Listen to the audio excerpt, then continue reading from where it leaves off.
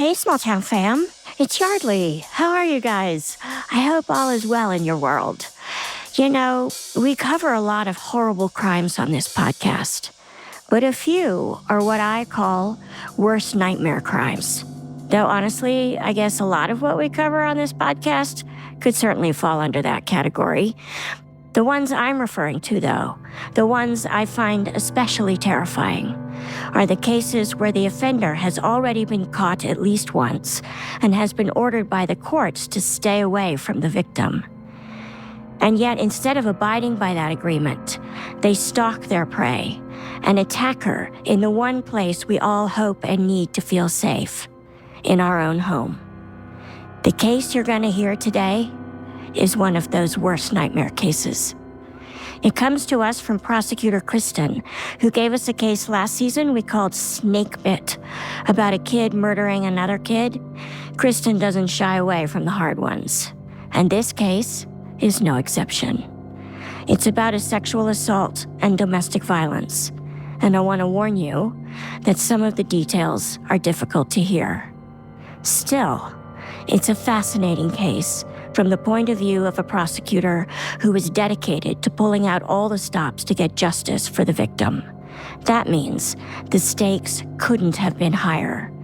And, as in any case where a jury is impaneled, all of the dominoes have to line up perfectly in order for justice to be served.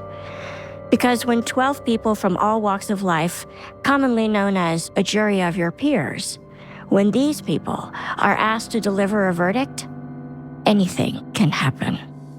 Here is Unintended Consequences. Hi there, I'm Yardley. I'm Dan. I'm Dave. And I'm Paul. And this is Small Town Dicks. Dave and I are identical twins And retired detectives from small town USA. And I'm a veteran cold case investigator who helped catch the Golden State Killer using a revolutionary DNA tool. Between the three of us, we've investigated thousands of crimes, from petty theft to sexual assault, child abuse to murder. Each case we cover is told by the detective who investigated it, offering a rare, personal account of how they solved the crime.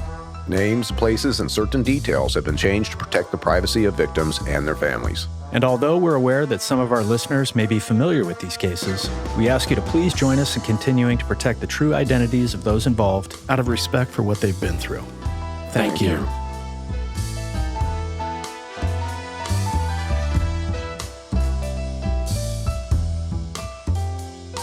Today on Small Town Dicks, my friends, we have the usual suspects.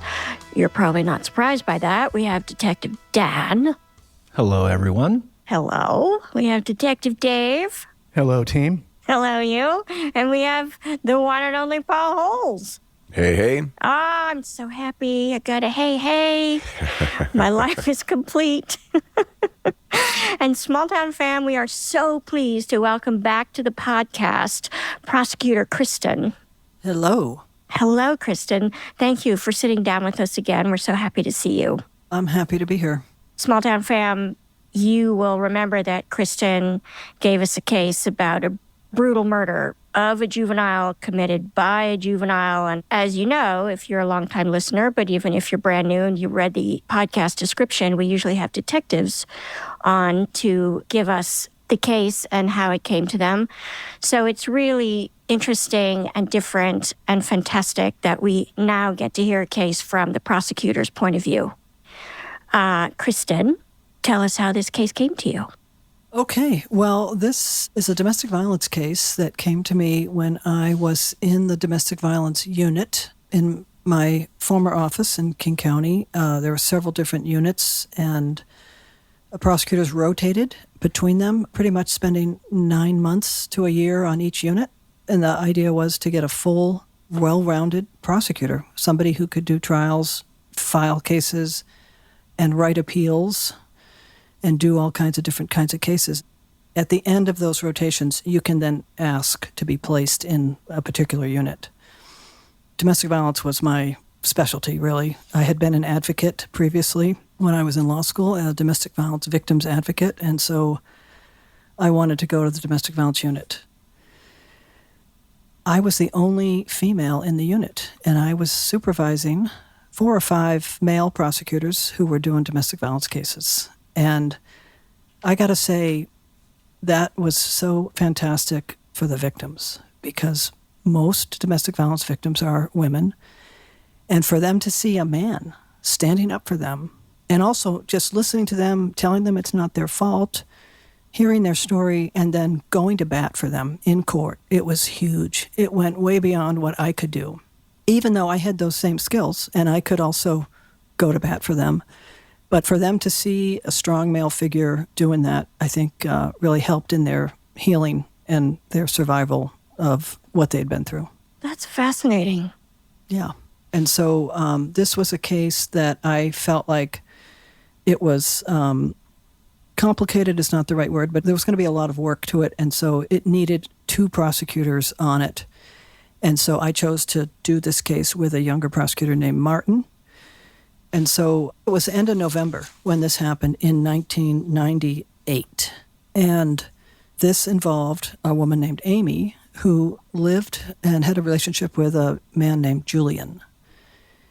Amy and Julian, I think, are in their 30s. They had a relationship for just under a year. And during that time, at some point, Julian assaulted Amy, and she let the police know. And I don't know the end result of that. It was a misdemeanor, I know that. But there was a no contact order issued. It ordered Julian to not have any contact with Amy, either in person, by phone, over email, at all. It may have even said stay away like a certain number of feet. Sometimes it's like a 500-foot no contact order. They broke up. Amy started to date other people. And then at some point, she heard from Julian. He called her and asked if he could get some of his things back because he had spent enough time with her that he had left some things behind. And Amy was pretty savvy and didn't trust him. She wanted to check it out first. Before she let him into her apartment, Amy wanted to see Julian and sort of gauge for herself what his demeanor was like, because he had been pretty violent in the past.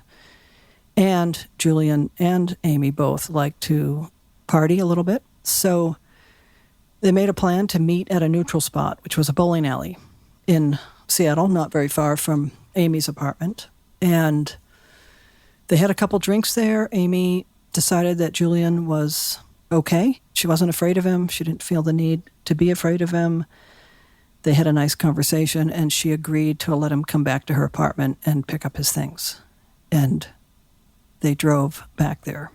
And actually, he drove her car because she felt like she had had too much to drink. Once they got to the apartment, Julian started bringing up the current man that Amy was dating. And he knew this man's name. He knew where he worked. He knew a lot of things about him, so that it made Amy very nervous. It creeped her out. She realized Julian must have been following or spying on me or on my new boyfriend.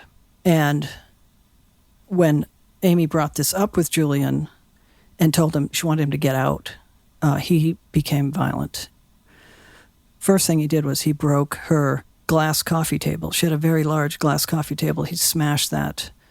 Amy had a mantle on the wall, and he wiped all the glass objects, porcelain objects, whatever was on that mantle. Julian just swiped him off, and onto the floor they went, and they smashed. And then Julian grabbed Amy and took her into her bedroom. She had kind of a loft bed, and he threw Amy up on the bed, and he raped her. Julian then cut the phone cord. Back then, we did not have cell phones. Amy had a landline. He cut that, and he left. Julian left the apartment, took Amy's purse with him, and when he left, he stole her car. So he left in her car with her purse, having just raped her and smashed some of her things in her apartment. And cut the phone line. Yeah. Amy was exhausted. She actually slept a little bit, and then in the morning, she went to a neighbor's apartment. She lived in an apartment building with 3 or 4 other apartments. She lived, I think, on the 2nd or 3rd floor, and she went to a neighbor's and used their phone and called 911. And police responded. They took lots of photos of Amy's apartment and the damage. They took photos of her. She had some bruising on her arm, and they asked her if she would agree to go to the hospital for what's called a rape kit exam. And Amy agreed to do that. And I'll just tell you a little bit about a rape kit. It's no fun. You go into a room with a sexual assault nurse examiner or a SANE nurse. Most large hospitals have SANE nurses on staff. And you have to take all your clothes off. You stand on that crinkly paper that you know you've seen in doctor's offices. Your pubic hair is combed onto the paper, to see if any DNA or anything is going to turn up on the paper. A Woods lamp is shown over somebody's body, or at least was back then. That's a fluorescent blue or purple light that will show any kinds of fluids that might be on your body. It also can be inserted in your vagina. And a full vaginal exam is done. So this is like with a speculum. It's not comfortable. It hurts. And swabs are taken from the inside of a woman's vagina in a SANE exam. And the issue here is not, in a domestic violence case, it's not like we don't know who did it. We know who did it. So you're not looking necessarily for DNA, but that vaginal exam might show some type of injury, some bruising. It's not very common with adults to have any injuries, but you never know. And it corroborates that this person who's reported this is going through with the criminal investigation. This is part of the investigation. And so as a prosecutor, it's very helpful to me, even if there's nothing that really comes out of the exam as far as evidence goes. What I'm looking for, especially in a domestic violence sexual assault case, is corroboration, because the tendency, unfortunately, of our society is to not believe people when they report bad things that happen to them by people who supposedly cared about them. Nobody wants to believe that somebody who loves you is going to hurt you this way. And you got to convince jurors that, this stuff happens. So for a victim to go through that, it just demonstrates, I think, to others that something bad happened here, and they're willing to put themselves through this horrific experience of having a complete stranger, comb their pubic hair and have this lamp shone on you and undergo a vaginal exam because you don't think this should have happened to you. Right. Once that's all done, at that point, the victim is allowed to take a shower. But up until this point, generally, hopefully, as from a prosecutor's standpoint, I hope that they haven't taken a shower just in case there is some evidence on their body. I can say from a detective's point of view, when you're working sexual assault cases, I understand why a victim wants to get into a shower right now. And trying to convince them or explain why I need you to delay that, that's a really difficult conversation to have with somebody who's just been, brutalized by someone, to convince them just to lay there and have a stranger prodding, poking, touching you right after the worst experience of your life. I'm always struck by that kind of strength to sit through that while you're dealing with all these emotions of what just happened to you. Right. And I've realized now, I don't think I realized then, but that a lot of men who might be jurors, might be sitting on my jury, they don't know what a vaginal exam is all about and what a speculum is and how it is uncomfortable, even when you're doing it as a regular, annual thing. It's no fun. And so I try to impress upon them meaning the jury, when I'm selecting a jury in any kind of case where there's had to be a sexual assault exam, the discomfort that somebody has to go through in order to have that happen. So Amy went through that. Semen was found on her leg, and that was collected. And, she reported to the police that her former boyfriend had done this. And what she reported was that her former boyfriend, David, had done this. And when the police ran David's name, it was not his real name. And it kind of came out at that point to Amy, who had now known this man for almost a year, that the person she knew as David, his real name was actually Julian.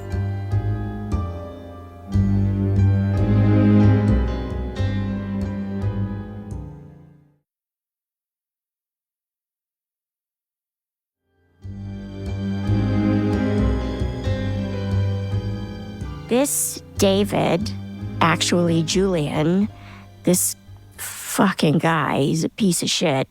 Were the police able to tell Amy at the time why he was using a fake name?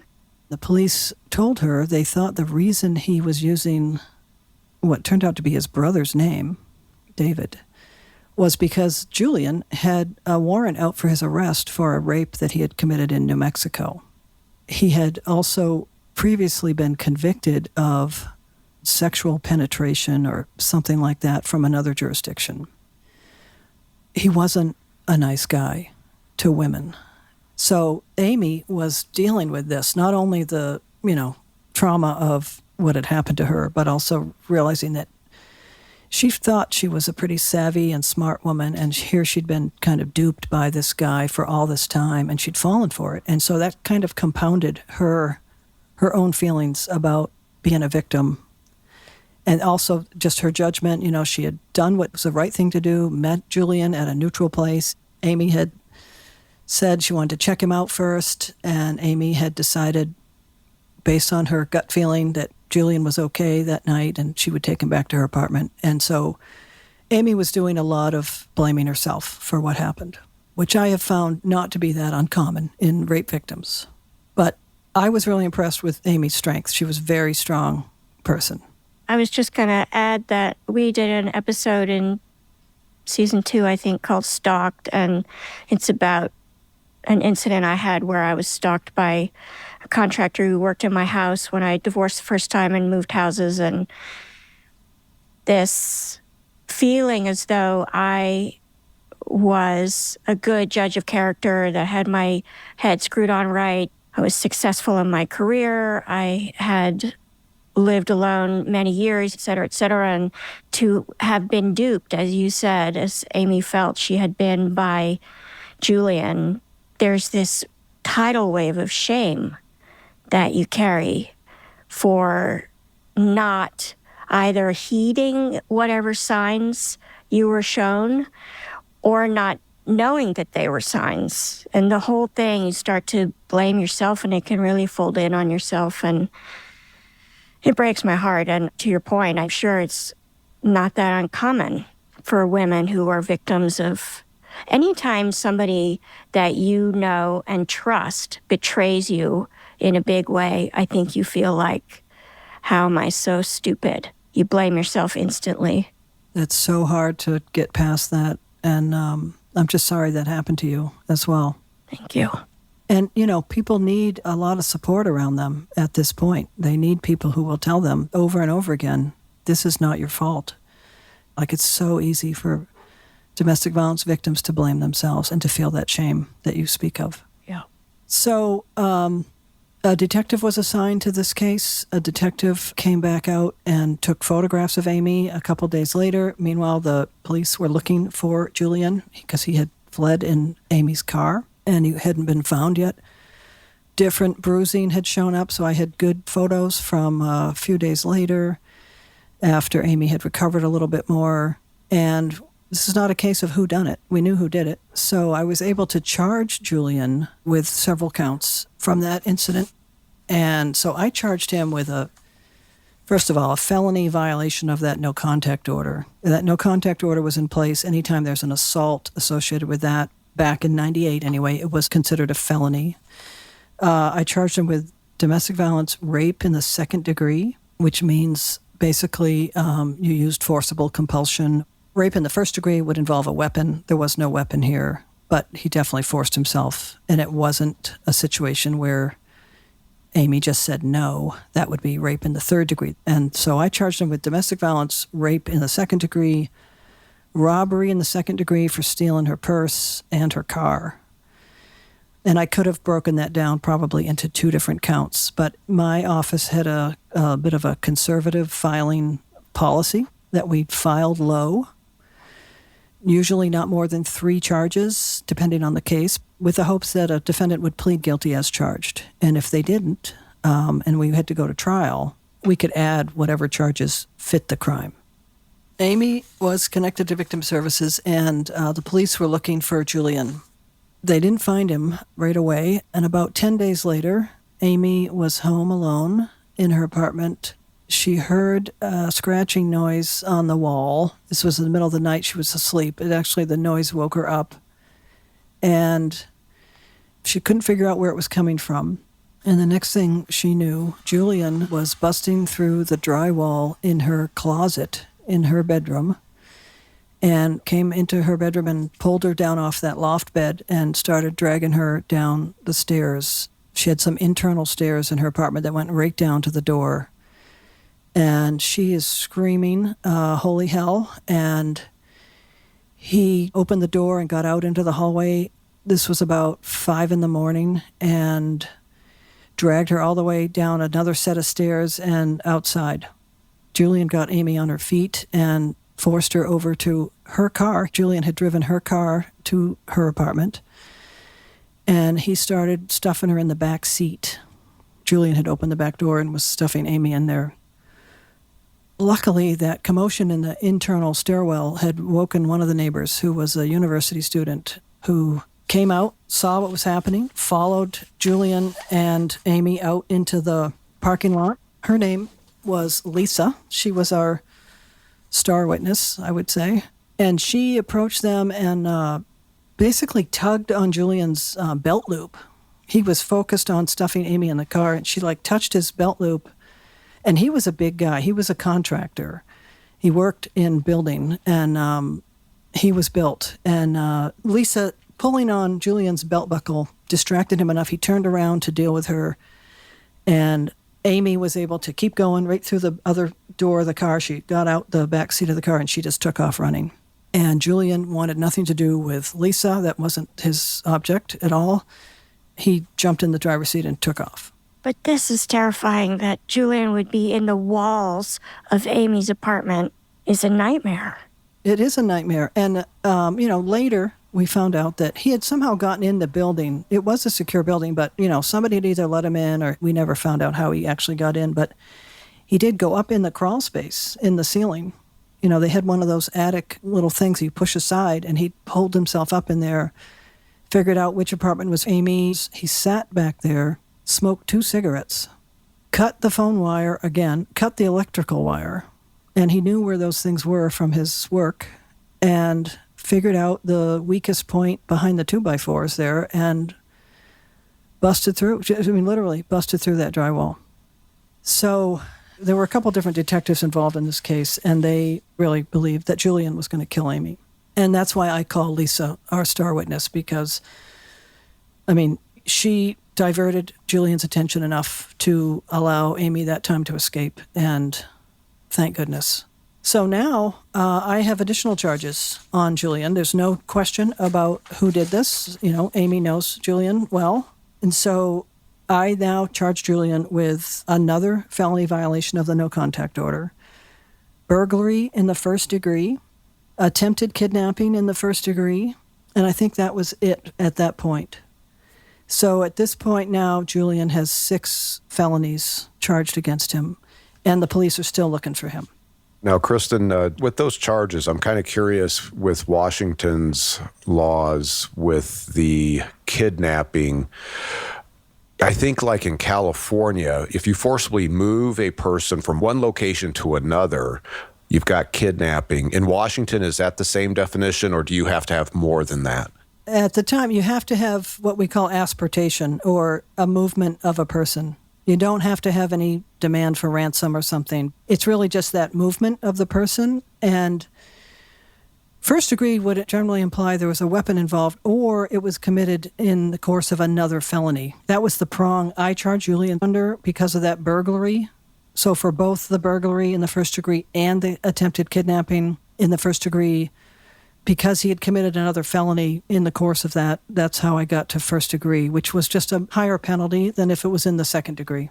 There's definitely some behavioral aspects to what Julian is doing to Amy. We've talked about never allow yourself to go to a secondary location. Right. Why is Julian at this moment trying to take Amy out of her residence to go to another location? He's planning on doing a lot of bad things to Amy in this instance. And I'm kind of curious because you mentioned that Julian, he's using the pseudonym David to prevent Amy or others to know that he's actually wanted for a prior sexual assault. Do you know the circumstances of that prior sexual assault? Is it with another woman he's in a relationship with, or is he like a stranger rapist? I didn't know it at the time, but while Martin and I were preparing for trial, I got a phone call from a woman from New Mexico who told me she was Julian's ex-wife. And she was calling me because she wanted to know if I would please let her know if he ever was released from jail or if he escaped from jail or if he was ever out of custody, because she was terrified, because she told me Julian had raped her on the hood of her car in the desert in New Mexico. And she was his ex-wife. And I don't believe that was the conviction that we knew about. The sex conviction that we knew about was for somebody else. It wasn't his ex-wife's conviction. And so, he was just a really scary, dangerous dude. I mean, he's terrorizing people. You try to put yourself in Amy's shoes while she's asleep and hear some mysterious noise in her house, and all of a sudden you hear drywall breaking, and all of a sudden there's a hulking man over you. I mean, to be a fly on the wall as he drags her downstairs, like, he's a big problem. Like, does not care. And again, preparing for trial and doing trials, it's a lot of work, but I'll tell you, it's the easiest thing in the world to stand up and say, nobody should do this to another human being, especially when they've been in a relationship and supposedly, really cared for each other. It makes my job feel really easy. I loved doing jury trials, especially domestic violence ones, where even if people weren't convicted, at least those defendants had to hear what they did to somebody else. They had to sit there, and we at least tried to hold them accountable. It's not easy to sit there and hear what people say that you've done to them. And while it's not easy to hear what people have said that you've done to them, you know what you did to them as a defendant. And so I never had any problem, even when I was doing back-to-back trials, which was often the case, and near the end of my career, I'd literally go from closing argument in one courtroom and have to walk across the hall into another courtroom and start with a motion to exclude witnesses and start another trial. It was never difficult or felt like a big burden because, we were doing good work. We're really doing good work. And working hand in hand with the police to do that and figuring out ways to hold people accountable for things they shouldn't be doing to other people. I couldn't believe they paid me to do it, frankly.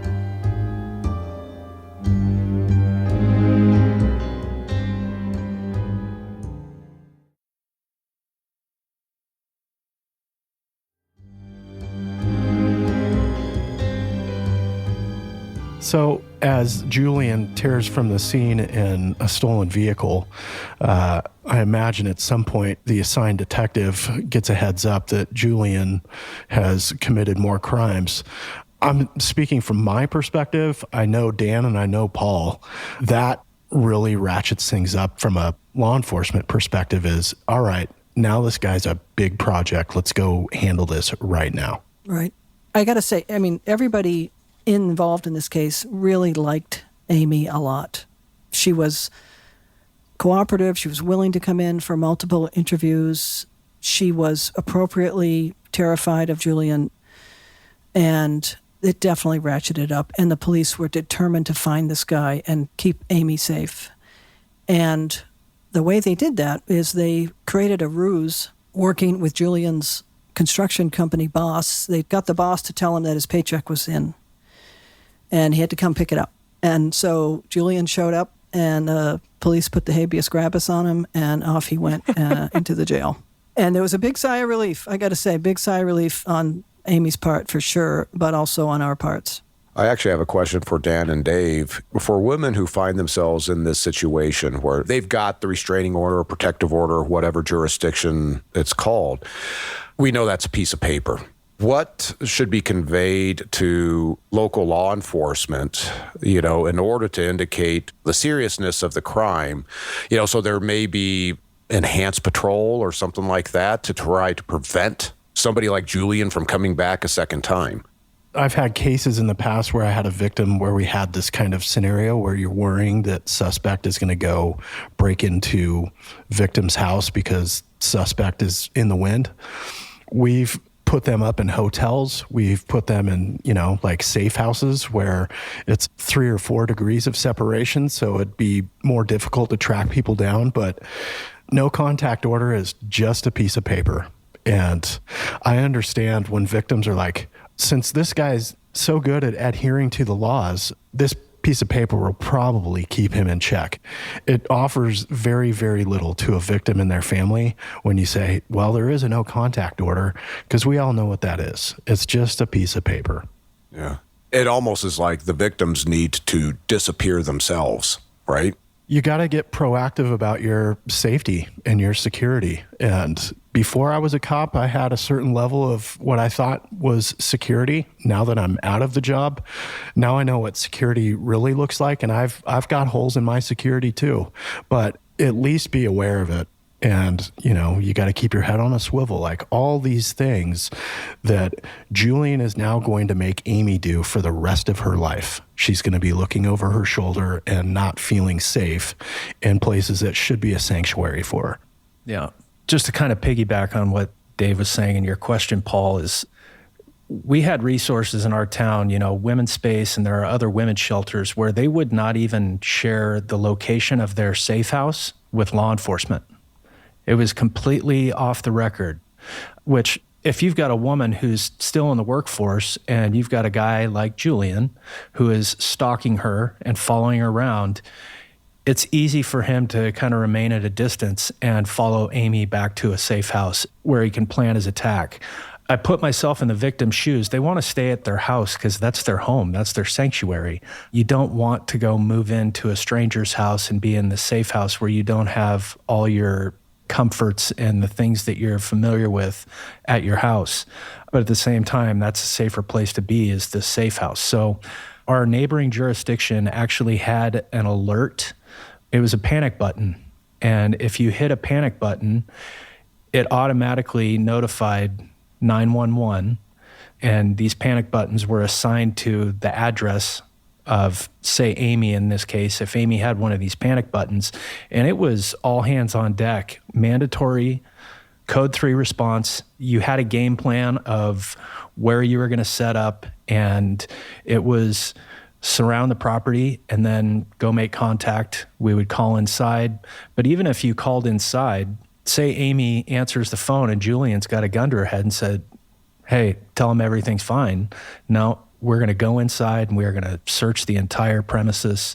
The cops are going to search everything. We have to. If we leave and something bad happens because we just took things for granted, that's on us. So there are things in place. I wish there were more resources for women in cases like this, that you could have like an armed patrol presence like we see in the movies sometimes. But yeah, it's terrible for these victims until the offender actually is in custody.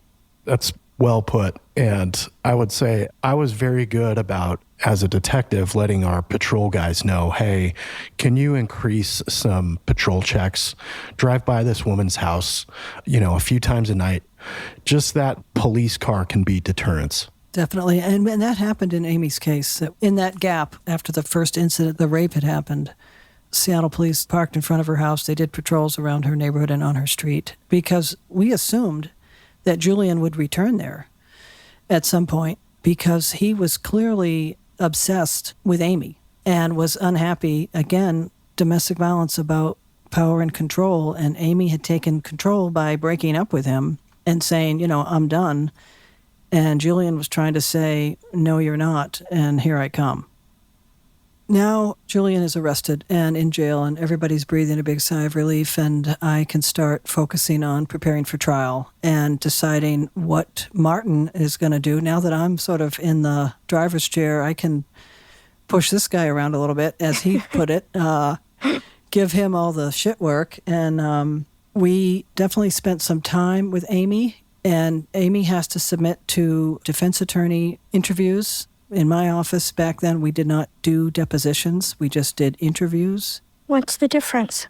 Well, a deposition is generally recorded, and back in the day, there'd be a court reporter, but now it would be on a disc. But you get sworn in, you're giving a statement under oath, whereas a defense attorney interview, it was not under oath, and there might be an investigator there as a witness, and also a prosecutor and an advocate could be there as well. But there was no court reporter, and it wasn't recorded on audio. It was just people taking notes. And did the fact that you're not sworn in for a defense interview, did you get more lies from your subject than if you're sworn in? Well, it's hard to tell. Who knows? But the thing about preparing for a defense interview is, for me anyway, as a prosecutor, I would tell all the witnesses, you got to tell the truth, because if you lie now, it's just going to come back and hurt us in the trial. Because the point of the defense interview is for them, first of all, to gauge how a witness or a victim is going to be on the stand, but also in their questioning, which they're allowed to do, it might give me a clue about what their defense might be, or how they're going to, attack this case. So it's helpful to me, but I really spend a lot of time preparing victims and witnesses about, make sure you know the question that's being asked before you answer it. And if you don't know the answer, don't make something up. It's okay. Nobody expects you to remember every single detail at this point. And if you don't know, just say that. That's okay. Please don't make stuff up. It's not your job to win this case. I'd have to spend a lot of time talking to people about that. This is my job. This is why I'm here. All you need to do as a witness or a victim is show up and tell the truth. Please don't think that it's your job to win this case, because it's not. It's really my job. That's amazing. That's very cool.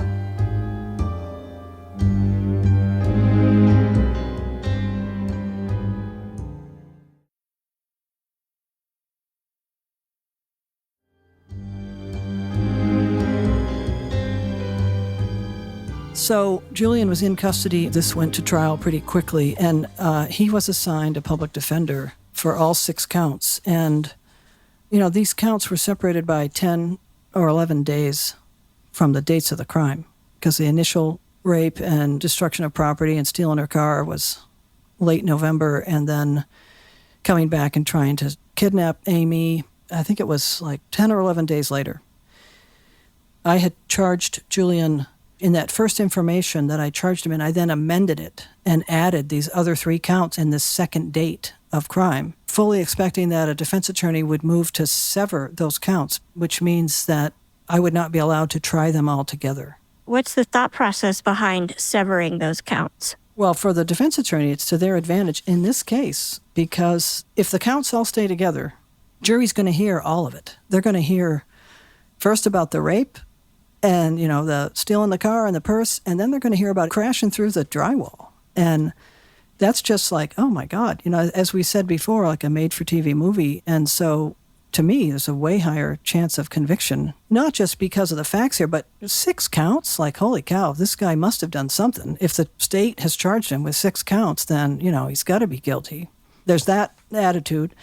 So, as a defense attorney, the advantage would be not only do you separate that evidence from the same jury, but you only have 3 charges in each trial, and you'd have a whole separate jury, for each trial or each set of criminal counts. So it is curious that the defense did not separate these 2 charges, or these 6 charges, into 3 and 3.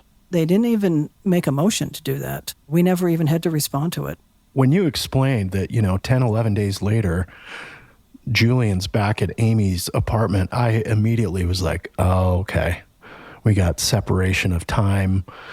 It's not like a crime spree where you just lump everything together. We have a separation of a week and a half that I was expecting a defense attorney to be like, no, these don't go together. Yeah, right. So we went off to trial. Martin and myself picked a jury. Amy had, rightfully so, she's like, I do not want to be anywhere near Seattle anymore. I don't feel safe. She had moved to another state on the East Coast. And so we had to fly her back for trial, which we did. And whenever that happens, the prosecutor's office pays for that, and we put her up in a hotel. And we certainly don't want a victim or a witness to bear any expense, because it's the state of Washington who's bringing the charge, not the victim. So Amy testified, that star witness Lisa testified, and a couple police officers, a detective, somebody from the SANE exam testified. And when Amy testified, she was a little bit unclear about whether or not Julian had penetrated her. And in a rape case, rape in the second degree, one of the elements that I have to prove, or that we had to prove beyond a reasonable doubt, was that there was penetration. And that means, in legal terms, it's penetration, however slight, of any orifice by an object, a digit, or a sexual organ. And Amy was not really clear about that. This is the first case, the first attack when Julian rapes her and steals her car. Amy wasn't sure that there was penetration. Correct. And Amy's biggest concern, as it turns out, during the direct examination, she testified that she didn't really care that much about the rape, that what really bothered her was Julian breaking all her stuff, breaking her coffee table and breaking all her knickknacks and her mementos. And to Amy, the way she talked about it, the rape was like the least of her problems.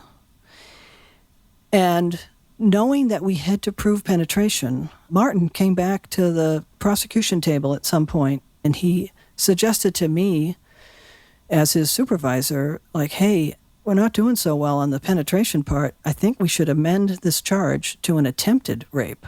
And you don't have to prove penetration in an attempted rape. And at the time, we thought that Julian had this prior conviction from another state for some kind of sexual offense. And so our sex offense, if he was convicted of rape in the second degree, this would count as strike 2 in a 2 strikes you're out state, which meant that if you're convicted of 2 sex offenses, you go to prison for life without any chance of parole. It's similar to the 3 strikes you're out law, which a lot of people might be familiar with, but this is for sex offenses, it's 2 strikes you're out. When Martin brought this up, that, okay, we should go for attempted rape, because that would still count as a sex offense, and it would count as that second strike, I was like, no, I'm not worried about it. I think we're okay. Let's keep going. Are you allowed to amend a charge in the middle of a trial? Yes, you can do that. If what the evidence shows is not adding up to what you charged, you can definitely amend it. Kristin, can a judge amend the charges? No. So that's strictly the purview of the district attorney. Correct. So this defense attorney for Julian has not severed the charges. Amy is waffling on whether or not there was penetration in the rape. And you have decided not to add an attempted rape as a potential verdict. I've decided not to amend the charge to an attempted rape. That's what I meant. And so what happens? So Julian testified. Oh, he did. He testified he was so proud of himself. He talked about sitting back there behind the closet, smoking his cigarettes, cutting the phone cord. He admitted to every single thing except the rape. He was so full of himself. And Martin and I were shocked that he testified. And so the end, off it went to the jury. And the jury convicted Julian of all the charges except for the rape. They hung on the rape charge 10-2 to convict. But we got to speak to jurors afterwards. In this case, those 2 jurors told us they were concerned about the penetration part. And they could not be swayed by the other 10. And then we had the decision to make about whether to retry Julian just on the rape charge. And we checked in with Amy, and Amy was willing to come back and testify again. We checked in with the detectives, we talked with each other, and we decided to go ahead and try Julian again on just a single charge. Would that be because if you were able to get Julian on this lesser charge of attempted rape, it was still 2 strikes in the sexual assault category, and he could go away for life without parole? Well, now we're stuck with just rape. We can't now amend to attempted rape because of double jeopardy. He's already been tried, and so we had to retry him because we had never amended the charge, and so now we had to go back just on a rape in the second degree charge. Oh, boy. So this second jury did not hear any of the evidence about what he'd done after the fact and all that stuff. Did the jury get to hear about Julian's ex-wife or anything, or solely this attack on Amy? solely this attack on Amy, and it was really just Amy testifying. And I think one of the nurses testified because, our hero witness, that had to do with the kidnapping and the burglary. So it was really just Amy coming back and testifying. And Julian also testified again, and we had the transcript of what he had previously testified to, and he really stuck to it. He didn't stray very far from what he had previously said. So there wasn't a lot that I could impeach him on or, try to catch him in a lie about anything or conflating or denying stuff. And the jury found him not guilty. And, I felt terrible for Amy. And so after that jury came back, Martin and I and a bunch of our colleagues, this is sort of common. When a big trial is over, you go out for drinks with your colleagues. And we went to the bowling alley.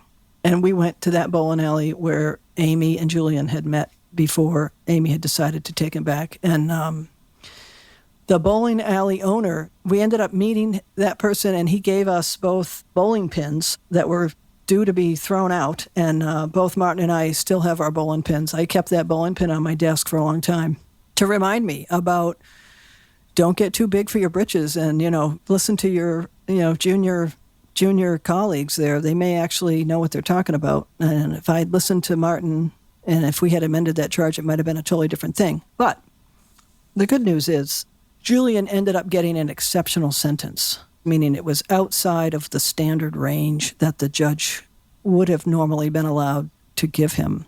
And we had argued for an exceptional sentence. You have to have certain factors in order to get a higher sentence.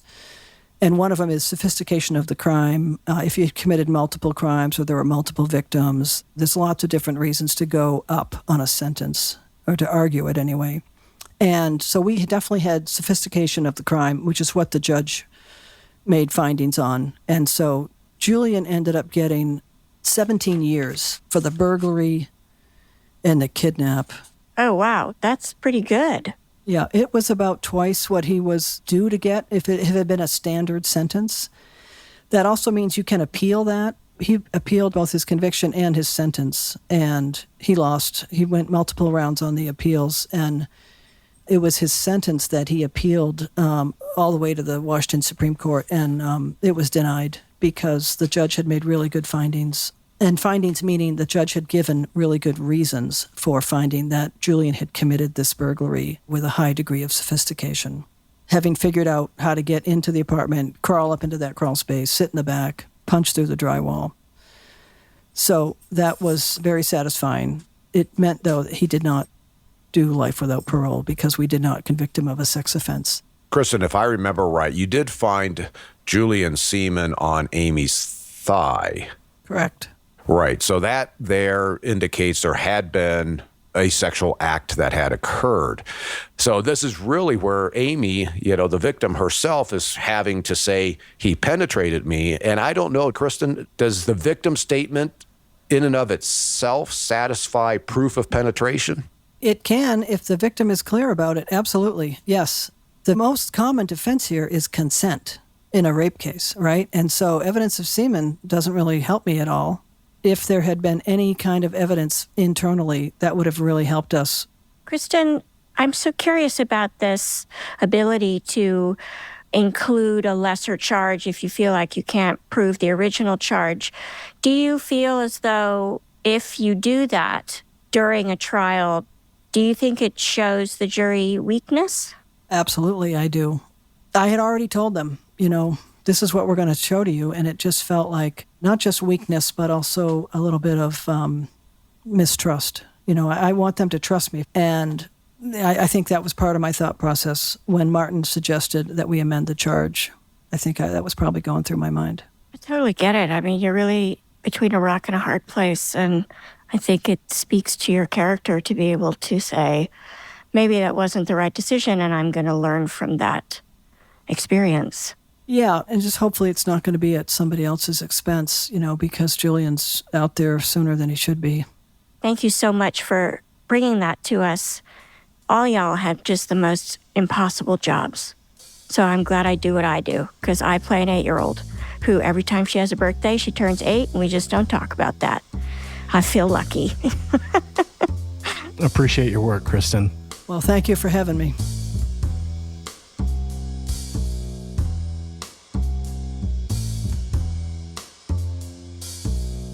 Small Town Dicks was created by Detectives Dan and Dave. The podcast is produced by Jessica Halstead and me, Yardley Smith. Our senior editor is Soren Bajan, and our editors are Christina Bracamontes and Aaron Phelps. Our associate producers are the real Nick Smitty and Aaron Gaynor.